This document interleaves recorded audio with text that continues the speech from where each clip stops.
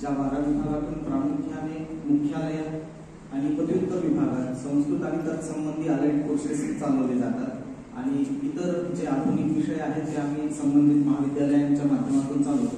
मुख्यालय आणि उपकेंद्र या सगळ्यांच्या माध्यमातून केवळ संस्कृत आणि प्राच्यविद्याशी संबंधित असलेले जसे माननीय कुलगुरूंनी उल्लेख केलेले योगशास्त्र असेल, व्याकरणशास्त्र असेल, साहित्य असेल, संस्कृती असेल, संगीत असेल, असे सर्व पारंपरिक प्राच्यविद्येचे विषय आधुनिक ज्ञानाची जोड देऊन भारतीय ज्ञान परंपरेच्या माध्यमातून शिकवले जातात आणि साधारण रेसिडेन्शियल जे विद्यार्थी रामटेक परिसरात 3 छात्रावासामध्ये राहतात त्यांची संख्या 800च्या अधिक आहे।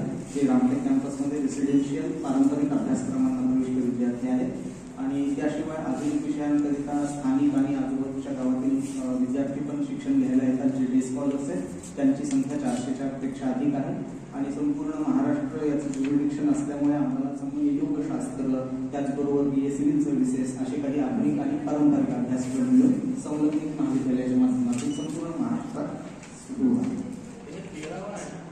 हा 13वा दीक्षांत समारंभ आहे।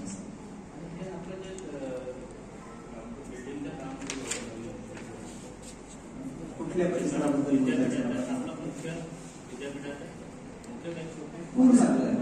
परिसरातल्या सर्व इमारती पूर्ण नुकतंच मागच्या वर्षी